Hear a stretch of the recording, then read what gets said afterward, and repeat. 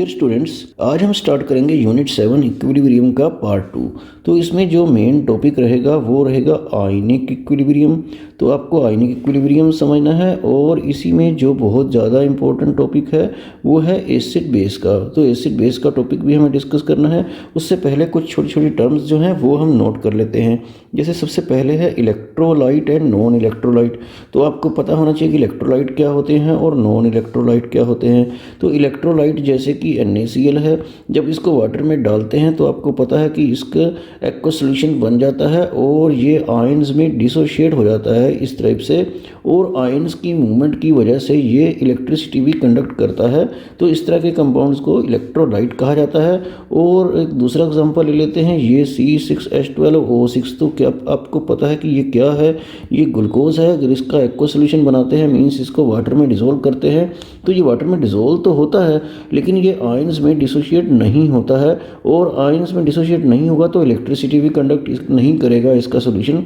तो ये किस कैटेगरी में आएगा? Non electrolyte. तो इस तरह से इलेक्ट्रोलाइट और नॉन इलेक्ट्रोलाइट के बारे में हम आगे थोड़ा सा इसको डिस्कस कर लेते हैं, डिस्क्राइब कर लेते हैं। इलेक्ट्रोलाइट क्या है? Electrolyte is defined as a compound whose aqua solution conduct electricity, जिसका एक्वा सॉल्यूशन इलेक्ट्रिसिटी कंडक्ट करता है। तो ये क्यों करता है वो तो आगे लिखा है, लेकिन एग्जांपल आप पहले नोट कर लीजिए। जैसे HCl है, H2SO4 है, HNO3, नाइट्रिक एसिड है, ये NaOH, KOH, NaCl, KCl। इस तरह से बहुत सारे सॉल्ट्स वगैरह होते हैं, एसिड भी होते हैं, बेस भी होते हैं। जैसे ये बेस हैं, ये सॉल्ट है, और जो स्टार्टिंग में लिखे थे ये एसिड्स वगैरह हैं। तो ये सब आयंस में डिसोशिएट होते ही है और इलेक्ट्रिसिटी इनका सॉल्यूशन कंडक्ट करता है। तो ये जो आगे लिखा है ये आपको बहुत ज़रूरी नोट करना है। And electrolyte dissociate into ions, ये आयंस में डिसोशिएट हो जाते हैं in aqua solution means water में। And the electricity is conducted due to the movement of ions. तो ये इलेक्ट्रिसिटी कंडक्ट क्यों करते हैं?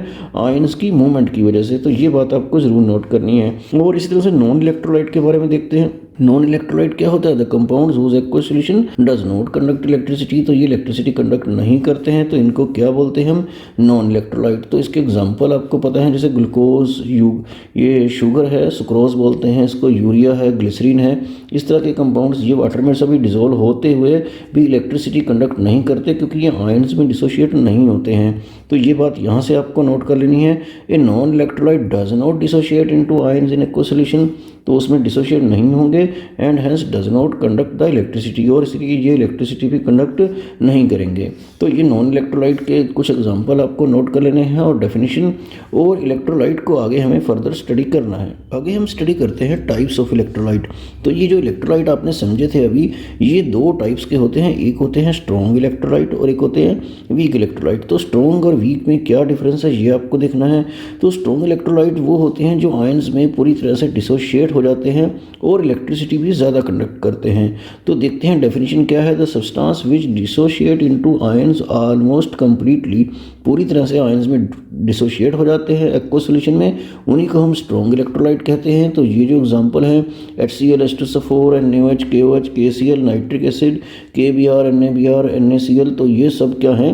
स्ट्रॉन्ग इलेक्ट्रोलाइट है। और ये क्योंकि आयंस में पूरी तरह डिसोशिएट हो जाते हैं इसलिए ये गुड कंडक्टर ऑफ इलेक्ट्रिसिटी हैं। तो आगे वीक इलेक्ट्रोलाइट देखते हैं। वीक इलेक्ट्रोलाइट पूरी तरह से आयंस में डिसोशिएट नहीं होते हैं, तो वो इलेक्ट्रिसिटी भी कम ही कंडक्ट करते हैं लेकिन करते जरूर हैं। तो इसमें क्या लिखा है? The substance which dissociate into ions to a small extent, कम हद तक डिसोशिएट होते हैं in aqua solution are called as weak electrolyte. तो इसको वीक इलेक्ट्रोलाइट बोलते हैं।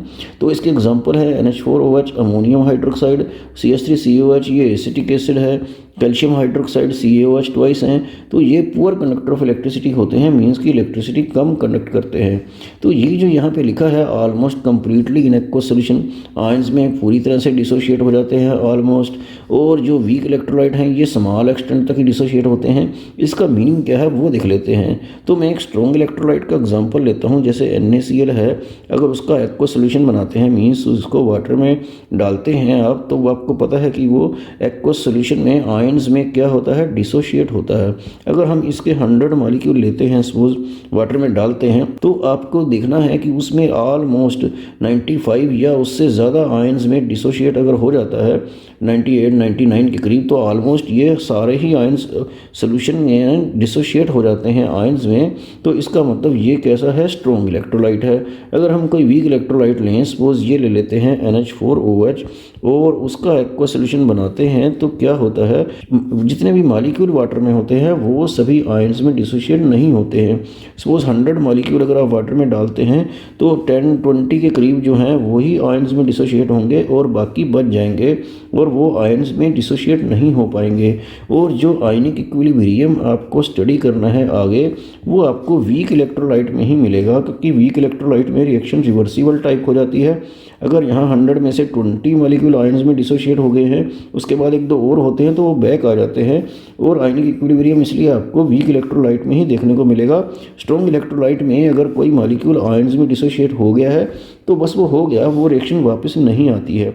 तो इस तरह से स्ट्रॉन्ग और वीक इलेक्ट्रोलाइट को आपको समझ लेना है। आगे देखते हैं आयनाइजेशन ऑफ स्ट्रॉन्ग इलेक्ट्रोलाइट। तो स्ट्रॉन्ग इलेक्ट्रोलाइट के बारे में आपको क्या पता है कि वो आयंस में फुली डिसोशिएट हो जाता है। तो इसका एग्जांपल दे देते हैं। जैसे HCl को अगर हम लें तो वो H पॉजिटिव और Cl नेगेटिव में डिसोशिएट हो जाएगा। और इस तरह के एरो से हम इसकी आयनेशन को रिप्रेजेंट कर सकते हैं। आयनेशन का मतलब है आयंस में डिसोशिएट होना।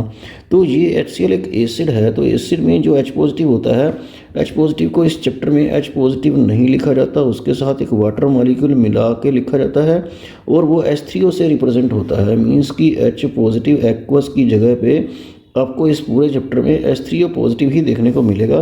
तो यहाँ पर इसको बैलेंस करने के लिए मैं HCl में दोनों साइड में एक वाटर मॉलिक्यूल ऐड कर देता हूँ। इधर एक वाटर मॉलिक्यूल ऐड किया, इधर H के साथ H पॉजिटिव के साथ वाटर मॉलिक्यूल मिलाकर क्या कर दिया, H3O पॉजिटिव और Cl नेगेटिव जो है, इस टाइप से इसकी आयनेशन को HCl की हम लिख सकते हैं। तो एसिड के केस में ऐसा ही करते हैं, दोनों तरफ वाटर डाल देते हैं और H पॉजिटिव के साथ की जगह पे आपको लिखना है H3O पॉजिटिव। इस तरह से मैं एक और एग्जांपल दिखा देता हूँ आपको लिख के। NaOH, NaOH एक बेस होता है। तो बेस के केस में यहाँ पे H2O नहीं लिखते हैं, बल्कि ऐसे लिखते हैं एक्वस। और इस तरह से ये Na पॉजिटिव एक्वस, क्योंकि आयंस एक्वस स्टेट में ही रहता है। और इस तरह से OH नेगेटिव भी क्या लिखना है आपको, एक्वस लिखना है। तो इस तरह से जो ये वाला एरो होता है इस टाइप का, इस तरह से ionisation of strong electrolyte represent की जाती है। और आगे आपको देखना है कि वीक इलेक्ट्रोलाइट की जो आयनेशन है वो कैसे रिप्रेजेंट की जाती है। तो वीक इलेक्ट्रोलाइट में मैं एक एग्जांपल ले लेता हूँ। ये वीक इलेक्ट्रोलाइट है, आपको पता है एसिटिक एसिड। और क्योंकि ये एसिड है तो इसमें इधर भी वाटर लगाएंगे और दूसरी साइड भी वाटर लगाएंगे। दूसरी साइड वाटर H पॉजिटिव के साथ, जो ये H पॉजिटिव देगा उसके साथ वाटर मिलाकर क्या बन जाएगा, H3O पॉजिटिव। और H पॉजिटिव निकलने के बाद क्या बचता है, नेगेटिव आयन कौन सा बचता है वो आपको पता है, CH3COO नेगेटिव। इसके साथ आप एक्वस लिख सकते हैं इस तरह से। और वीक इलेक्ट्रोलाइट के केस में आपको याद रखना है कि इस तरह का ये रिवर्सिबल वाला एरो ही आपको लगाना है। और ये तो मैंने एसिड का एग्जांपल दिया था। अब कोई वीक इलेक्ट्रोलाइट में बेस का एग्जांपल ले लेते हैं। बेस जो है ये NH4OH है, तो बेस में मैंने बताया था कि एक्वस लेना है। और क्योंकि ये वीक इलेक्ट्रोलाइट है तो इसमें रिवर्सिबल का साइन लगाना है। और ये NH4 पॉजिटिव और OH नेगेटिव में डिसोशिएट होगा। और एक्वस तो यहाँ पे लिखना ही है क्योंकि ये वाटर के अंदर एग्जिस्ट करते हैं, ये पॉजिटिव और नेगेटिव आयन। तो इस तरह से वीक इलेक्ट्रोलाइट की जो आयनेशन है वो इस टाइप से रिवर्सिबल वाले एरो से, और स्ट्रॉन्ग इलेक्ट्रोलाइट की इस तरह के एरो से रिप्रेजेंट की जाती है। तो ये आपको समझना है। अब हम स्टडी करते हैं आयनिक इक्विलिब्रियम। तो इसकी डेफिनेशन को आपने ध्यान से देखना है और एग्जांपल से समझना है। It is the equilibrium which is set up between the un-ionised molecule जो आयंस में डिसोशिएट नहीं हुए हैं, एंड द आयंस, और वो जो डिसोशिएटेड आयंस हैं उनके और इनके बीच में जो इक्विलिब्रियम सेट है उसी को आयनिक इक्विलिब्रियम बोलते हैं in the solution of a week electrolyte. तो ये मैंने आपको बता ही दिया है कि वीक इलेक्ट्रोलाइट, जैसे वीक इलेक्ट्रोलाइट ये एक तो एसिटिक एसिड होता है या एक अमोनियम हाइड्रोक्साइड है। इस तरह से कुछ वीक इलेक्ट्रोलाइट होते हैं, उन्हीं के जब वो आयंस में डिसोशिएट होते हैं तो उन्हीं के केस में आयनिक इक्विलिब्रियम बनता है। तो जैसे मैं NH4OH की बात करूं, अगर ये आयंस में डिसोशिएट होता है तो ऐसे इसको रिवर्सिबल टाइप का साइन देंगे, NH4 पॉजिटिव और OH नेगेटिव। सपोज 100 मॉलिक्यूल आपने NH4OH के लिए और 20 आयंस में डिसोशिएट हो गए, तो 20-20 ये दोनों बन जाएंगे क्योंकि वो डिसोशिएट हो गए हैं। और ये कितने बचे, 80, और ये 20-20 बने हैं। तो अगर इक्विलिब्रियम आ गया है इसके बाद, तो इसका मतलब है ये और आयंस में डिसोशिएट नहीं होंगे। लेकिन आपको पता है इक्विलिब्रियम में रिएक्शन आगे और पीछे दोनों साइड चलती रहती है। तो इसके अगर 1-2 मॉलिक्यूल और डिसोशिएट हो गए हैं तो उतने ही आयंस जो हैं वो कंबाइन करके ये वाले मॉलिक्यूल बैक बना देते हैं, और रिएक्शन के आगे जाने की स्पीड और पीछे आने की स्पीड जो है वो इक्वल हो जाती है। तो इसमें जो बचे हुए आयंस हैं और जो बचे हुए जो मॉलिक्यूल हैं और ये जो आयंस हैं, इनके बीच में जो इक्विलिब्रियम सेटअप होता है उसी को बोलते हैं आयनिक इक्विलिब्रियम। तो अब आप डेफिनेशन को और अच्छे से समझ पाएंगे। With the equilibrium which is set up between the un-ionised molecule, ये जो बचे हुए हैं, एंड द आयंस, ये जो डिसोशिएटेड हैं, in the solution of week electrolyte. तो ये आपको याद हो ही गया है कि आयनिक इक्विलिब्रियम आपको सिर्फ वीक इलेक्ट्रोलाइट के केस में ही मिलेगा। और इसको जनरली इस तरह से रिप्रेजेंट करते हैं, ए बी सॉलिड, जैसे NH4OH है तो इसका एक्वस सोल्यूशन बनाएंगे और ये रिवर्सिबल का साइन लगाएंगे, तो ए पॉजिटिव और बी नेगेटिव, और एक्वस भी यहाँ पे लिखना होता है, तो यहाँ पे भी एक्वस लिखना चाहिए था।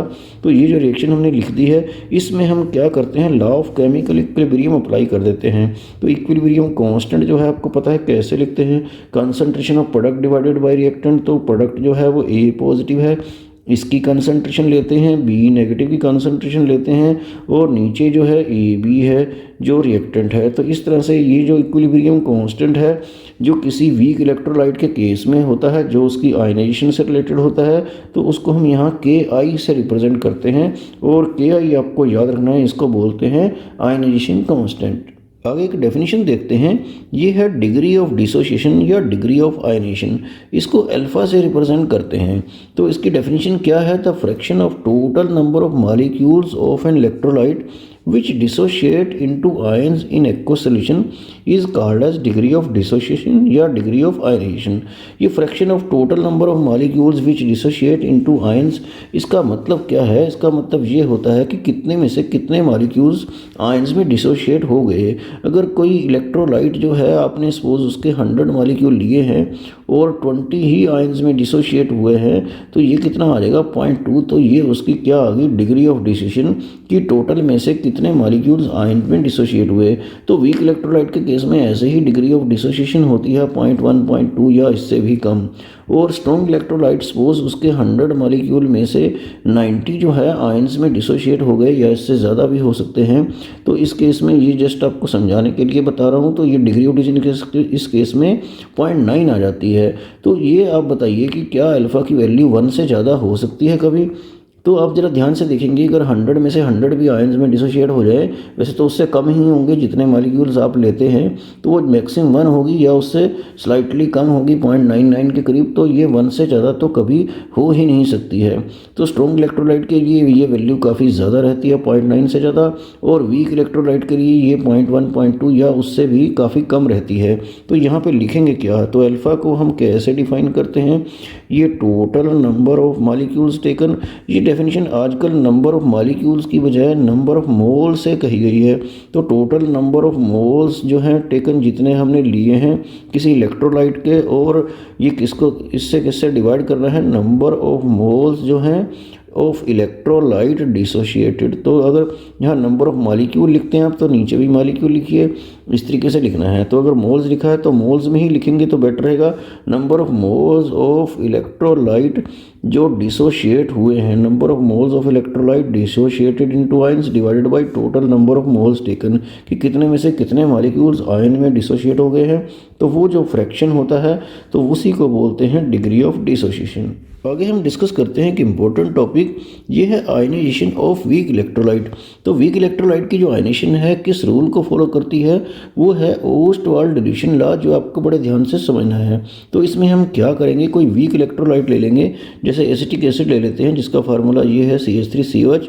तो अगर उसको वाटर में डिसॉल्व करते हैं तो कौन सा इक्विलिब्रियम आता है वो देख लीजिए। ये एसिटिक एसिड लिया और इसमें वाटर डालना है, एसिड में यहाँ वाटर डालते ही हैं और ये H पॉजिटिव इसमें ऐड कर देना है, तो CH ये H3O पॉजिटिव बन जाएगा, और ये नेगेटिव आयन जो है वो क्या रहेगा, CH3COO नेगेटिव।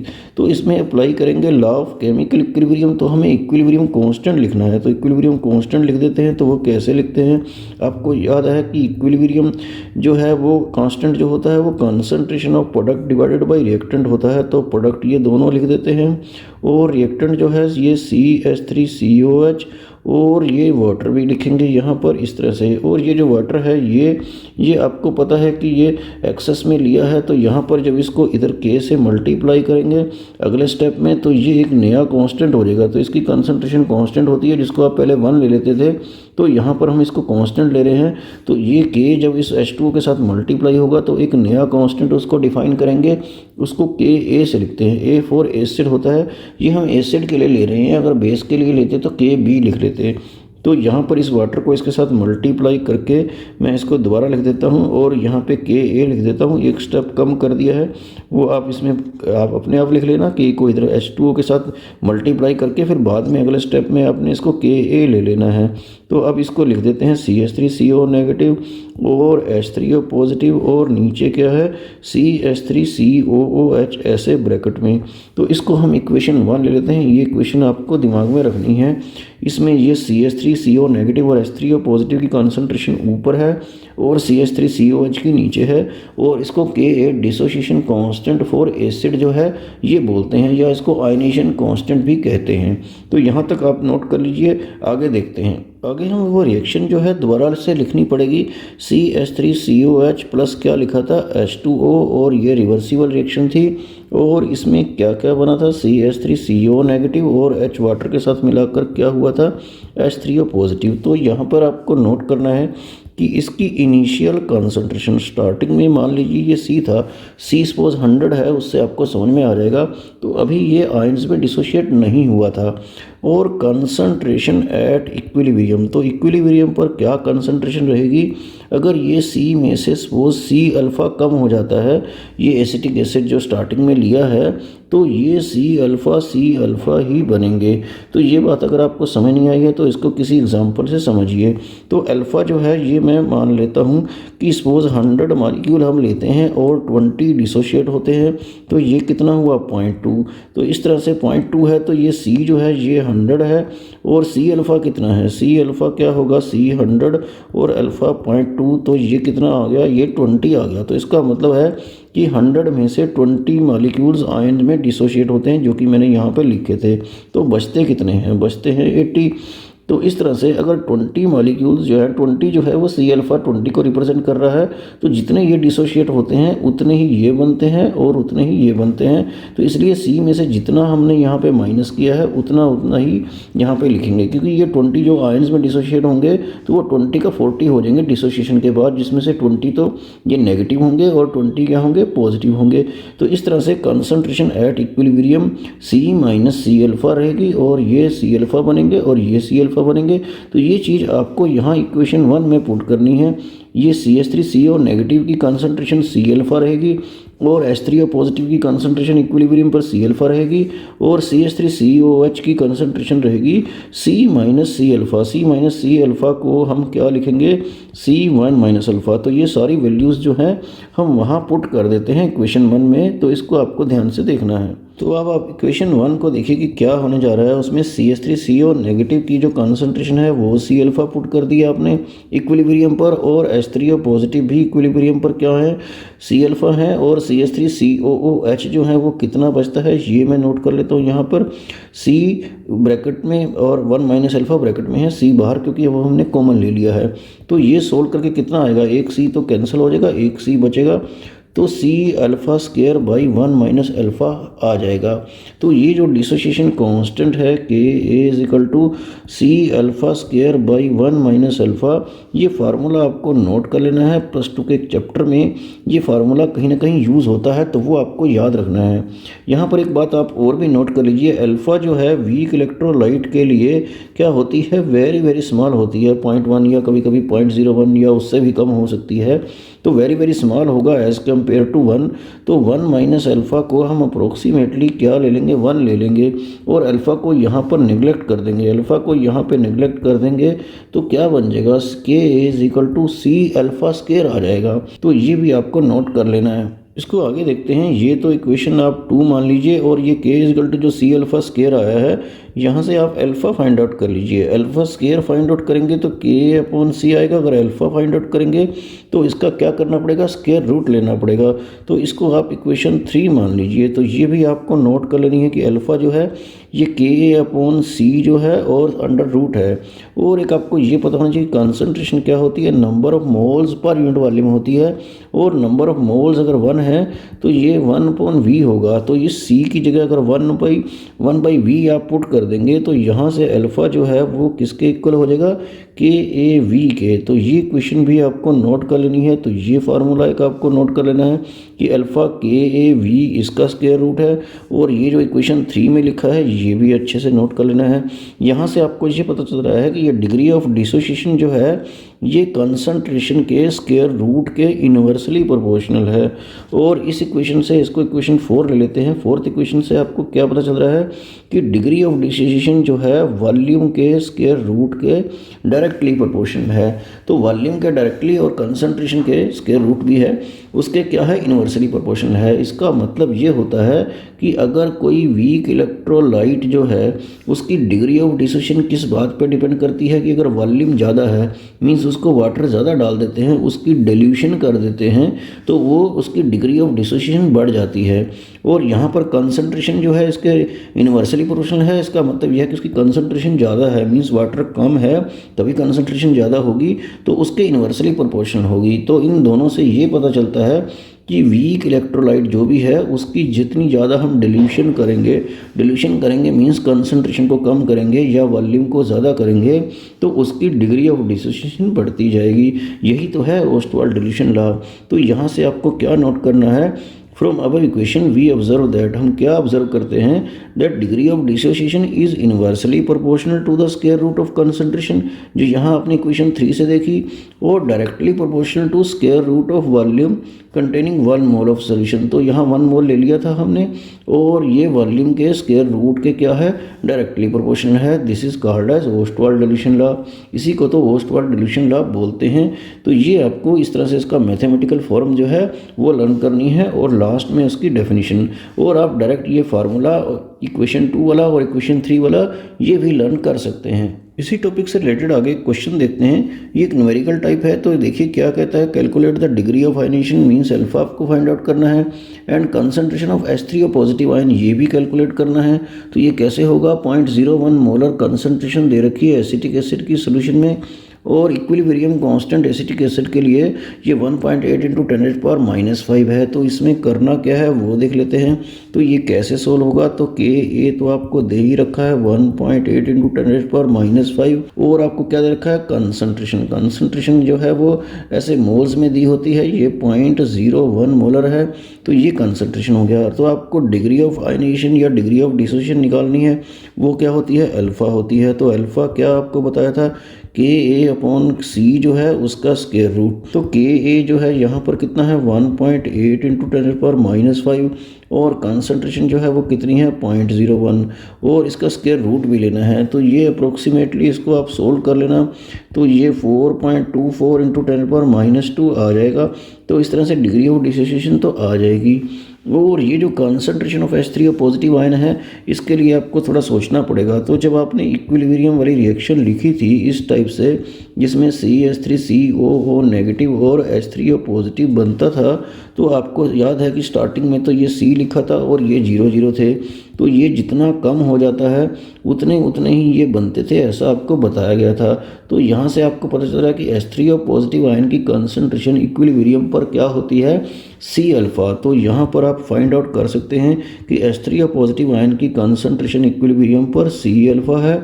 C तो कितना है, C तो 0.01 आपको दे रखा है और अल्फ़ा जो है आपने अभी फाइंड आउट किया है 4.24 × 10⁻²। तो इससे आंसर जो है वो कितना आएगा, 4.24 और पावर कितनी हो जाएंगी, 10⁻⁻4 हो जाएंगी। ये पर मोल जो है इस तरह से ये H3O पॉजिटिव आयन की कंसंट्रेशन, ये आंसर भी आपका आ जाएगा। तो इस तरह के क्वेश्चन आप और भी ट्राई कर लेना। इस चैप्टर में हमारा नेक्स्ट टॉपिक है वो है एसिड एंड बेस। तो इसको आपको बड़े ध्यान से समझना है।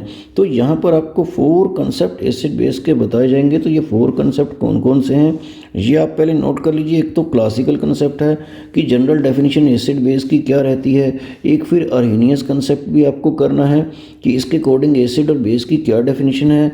एक ये तीसरा जो है ब्रोंस्टन-लॉरी कंसेप्ट है, काफ़ी इंपॉर्टेंट कंसेप्ट है, ये भी समझेंगे। और एक फोर्थ है ल्यूस कंसेप्ट। तो एक एक करके ये सभी कंसेप्ट हमें डिस्कस करने हैं। तो सबसे पहले देखते हैं क्लासिकल कंसेप्ट। क्लासिकल कंसेप्ट जो ओल्ड कंसेप्ट है उसके अकॉर्डिंग एसिड और बेस की डेफिनेशन क्या रहती है।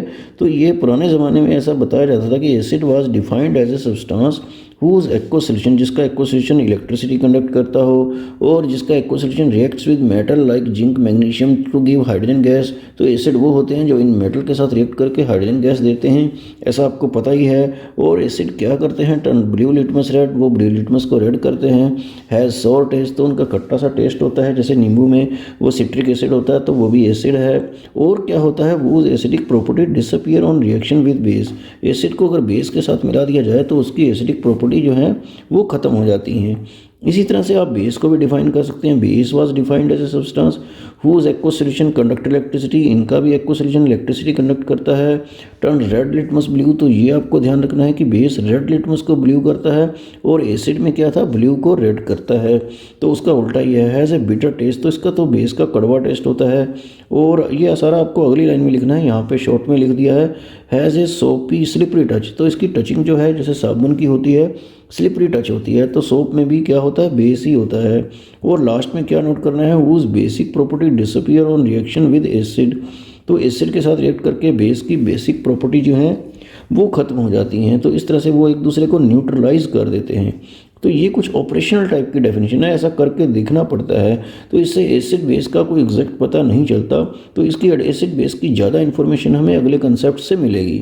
अगला कंसेप्ट है अर्हीनियस कंसेप्ट। तो ये बहुत इजी और इंटरेस्टिंग कंसेप्ट है एसिड बेस का, तो इसको आप बड़ा आसानी से समझ सकते हैं। तो अर्हीनियस कंसेप्ट के अकॉर्डिंग एसिड क्या होते हैं, जो एक्वस सोल्यूशन में H पॉजिटिव आयन देते हैं। तो acid is defined as a substance which dissociate in aqueous solution to give H positive ion. तो जैसे ये सब्सटेंसेज हैं HCl, H2SO4, HNO3, HCN, acetic acid, ये सब क्या हैं, एसिड ही हैं। और इनकी आयनेशन भी आप अपने आप लिख सकते हैं एक्वस सोल्यूशन में, मीन्स की वाटर में ये H पॉजिटिव, और जैसे ये Cl नेगेटिव है H2SO4 2H पॉजिटिव देगा तो उसका भी आप लिख लेंगे SO4 2 नेगेटिव हो जाएगा।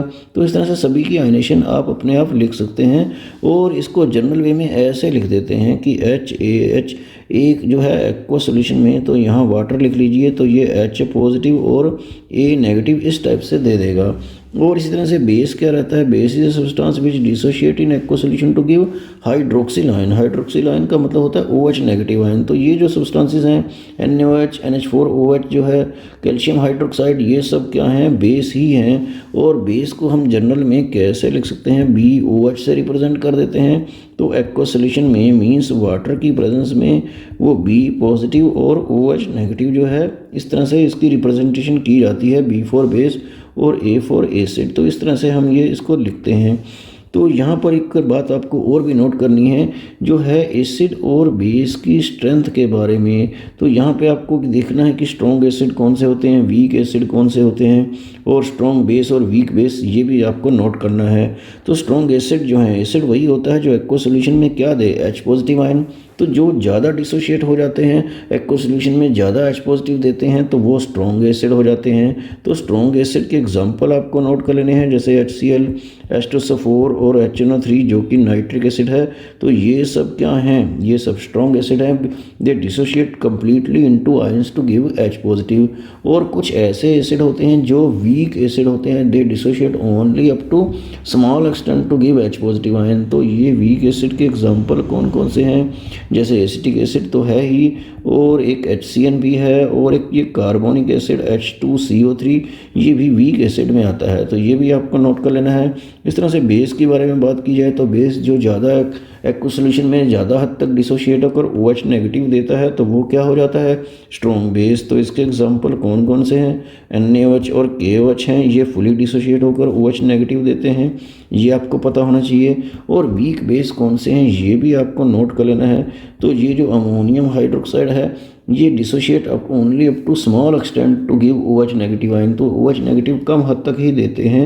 ये NH4OH अमोनियम हाइड्रोक्साइड, इस तरह से कैल्शियम हाइड्रोक्साइड भी कम ही देता है। तो ये भी क्या है, वीक बेस की कैटेगरी में आता है। इस तरह से मैग्नीशियम हाइड्रोक्साइड भी वीक बेस ही है। तो ये कई बार मल्टीपल चॉइस में आ जाता है कि कौन सा इनमें से स्ट्रॉन्ग है, कौन सा वीक है। तो ये सारे एग्जांपल आपको पता होने चाहिए। इसी कंसेप्ट में आगे आपको देखना है न्यूट्रलाइजेशन। तो न्यूट्रलाइजेशन आपको पता है कि ये कौन सी प्रोसेस होती है जिसमें एसिड और बेस रिएक्ट करके क्या बनाते हैं, सॉल्ट और वाटर। तो यहाँ पे हम कोई एसिड ले लेते हैं जैसे HCl, और बेस ले लेते हैं NaOH। एसिड आपको पता है कि H पॉजिटिव देगा और बेस क्या देगा, OH नेगेटिव। तो इस तरह से Na और Cl कंबाइन होकर ये क्या बना देंगे, ये साल्ट बना देंगे और वाटर। तो इस तरह से acid plus base is equal to salt plus water. तो यहाँ पे मैं लिख भी देता हूँ एसिड और ये NaOH क्या है, बेस है, और ये क्या है, साल्ट है, और ये तो पता ही है क्या है, वाटर है। तो इस तरह से इस प्रोसेस को बोलते हैं न्यूट्रलाइजेशन। तो ये दोनों एक दूसरे को न्यूट्रलाइज कर देते हैं। एसिड की एसिडिक प्रॉपर्टी और बेस की बेसिक प्रॉपर्टी जो है वो डिसअपेयर हो जाती हैं जब दोनों एक दूसरे में मिक्स किए जाते हैं। तो इसी प्रोसेस को न्यूट्रलाइजेशन बोलते हैं। तो एक बात आपको ज़रूर याद रखनी है कि यहाँ पर क्या है कि साल्ट में अगर वाटर जो है वो ऐड कर दें तो इसका जो उल्टा प्रोसेस होती है उसको साल्ट हाइड्रोलिसिस कहा जाता है। उसके बारे में हम बाद में डिस्कस करेंगे, तो ये भी आपको नोट करके रखना है। तो यहाँ पे ये पॉइंट आपको नोट कर लेना है। As a result of this process the properties of acid base are destroyed. तो दोनों की प्रॉपर्टीज एक दूसरे से जो है डिसअपीयर हो जाती हैं, क्योंकि वो दोनों एक दूसरे को क्या करते हैं, न्यूट्रलाइज करते हैं। तो आगे हम इसकी अरेनियस कंसेप्ट की एडवांटेज भी यहीं पे स्टडी कर लेते हैं। एडवांटेज ऑफ अरेनियस कंसेप्ट तो ये यहाँ पर ब्रीफ में लिखा है। This concept was able to explain a number of processes. तो ये बहुत सारे प्रोसेसेस जो हैं उसको एक्सप्लेन कर सकता है, जैसे न्यूट्रलाइजेशन। तो अभी आपको पता ही है न्यूट्रलाइजेशन का उल्टा जो है salt plus water is equal to acid plus base. तो वो साल्ट हाइड्रोलिसिस होगी। Strength of acid and base, इसका मतलब होता है कि एसिड जो है वो क्या है, स्ट्रॉन्ग है या वीक है, वो डिपेंड करता है कि उसकी कैपेसिटी कितनी है H पॉजिटिव आयन देने की। इस तरह से बेस जो है वो क्या है, ये एक्वा सोल्यूशन में किस हद तक OH देगा, तो वो स्ट्रॉन्ग बेस है या वीक बेस है। तो ये किसी का स्ट्रॉन्ग है या बेस है, ये सब बताना जो है इसको strength of acid and base बोलते हैं। तो ये सब प्रॉपर्टीज़ जो हैं अरेनियस कंसेप्ट में बहुत ईजिली एक्सप्लेन हो जाती हैं। लेकिन क्या क्या बातें अरेनियस कंसेप्ट में एक्सप्लेन नहीं हो सकती, इसकी लिमिटेशन क्या है, ये हमें आगे देखना है। लिमिटेशंस ऑफ अरेनियस कंसेप्ट आपको नोट कर लेनी है। जैसे फर्स्ट पॉइंट है the ions can not exist as H positive और OH नेगेटिव आयन है एक्वा सोल्यूशन। एक्वा सोल्यूशन में H पॉजिटिव और OH नेगेटिव इस तरह से एग्जिस्ट नहीं करते हैं जैसा इस कंसेप्ट में लिखा गया था। तो वो हाइड्रेटेड फॉर्म में होती हैं। मीन्स कि H पॉजिटिव के साथ आपको H2O जो है वो लगाना है। मीन्स उसकी जगह पे आपको क्या लिखना चाहिए, H3O पॉजिटिव, और OH नेगेटिव को OH नेगेटिव एक्वस भी ब्रैकेट में लिखना चाहिए। तो अरेनियस कंसेप्ट में ये बात मेंशन नहीं हो रखी थी। और आगे देखिए कि कुछ सब्सटेंसेस ऐसे होते हैं जैसे CO2, SO2, SO3 एट्सेट्रा, ये एसिडिक होते हैं। आपको पता है कि कार्बन डाइऑक्साइड एसिडिक होती है, ब्लू लिटमस को रेड करती है। लेकिन एसिड तो वो होते हैं इस कंसेप्ट के अकॉर्डिंग जो H पॉजिटिव दे। तो इनके पास तो कहीं कोई H पॉजिटिव नहीं है। They do not contain hydrogen, तो इनमें तो हाइड्रोजन है ही नहीं। तो ये कैसे एसिडिक हैं, ये तो अरेनियस कंसेप्ट में एक्सप्लेन नहीं किया गया है। और इस तरह से बेस की बात करें तो बेस क्या होते हैं, जो OH नेगेटिव दें। लेकिन यहाँ पर कुछ सब्सटेंसेस ऐसे हैं जैसे NH3 हो गया, ammonia, sodium carbonate, calcium oxide, ये सब बेस हैं पर इनमें OH नेगेटिव तो है ही नहीं। But they do not contain OH group, तो इसमें OH ग्रुप जो है नहीं होता है। फिर ये कैसे बेस हैं, ये अरेनियस कंसेप्ट में एक्सप्लेन नहीं किया गया है। और तीसरा पॉइंट देखते हैं, it could not explain the reaction between acid and base in the absence of water. तो एब्सेंस ऑफ वाटर में भी एसिड बेस की कभी कभी रिएक्शन हो जाती है, ऐसा अरेनियस कंसेप्ट में एक्सप्लेन नहीं किया गया था। अरेनियस कंसेप्ट में कहा गया था acid plus base is equal to salt plus water. लेकिन यहाँ पर हम कोई एग्जाम्पल दे देते हैं, जैसे अमोनिया जो है ये बेस है और HCl तो पता ही है कि आपको एसिड है। HCl ये गैसियस स्टेट में लेते हैं, अमोनिया भी गैसियस स्टेट में। तो इससे क्या होता है, NH4Cl बन जाता है सॉलिड स्टेट में। तो ये base plus acid is equal to salt, और कोई वाटर इसमें नहीं है। तो ये रिएक्शन जो है इस तरह की, ये अरेनियस कंसेप्ट में एक्सप्लेन नहीं हो पाई। इस तरह से एक और एग्जांपल ले लेते हैं, कैल्शियम ऑक्साइड सॉलिड ले लेते हैं। ये बेस है एक्चुअली, लेकिन इस कंसेप्ट से पता नहीं चलता कि ये बेस क्यों है। और SO3 जो है गैस सल्फर ट्राइऑक्साइड, ये एसिडिक नेचर की होती है। ये भी इस कंसेप्ट से नहीं पता चलता कि ये एसिड कैसे है। और ये कैल्शियम सल्फेट बन गया है, तो बिना वाटर की ये रिएक्शन हो रही है। आपको पता है कि अरेनियस कंसेप्ट में हर जगह कहा जाता था aqua solution in aqua solution. तो यहाँ विदाउट एक्वा सॉल्यूशन जो एसिड बेस की रिएक्शन होती है, ये कैसे होती हैं, ये भी इस कंसेप्ट में एक्सप्लेन नहीं किया गया है। तो ये अगले कंसेप्ट में एक्सप्लेन हो जाएगा। इस तरह से हमने क्लासिकल कंसेप्ट और अरेनियस कंसेप्ट 4 में से 2 कंसेप्ट स्टडी कर लिए हैं, और बाकी के 2 जो है वो स्टडी करेंगे हम अगले लेक्चर में।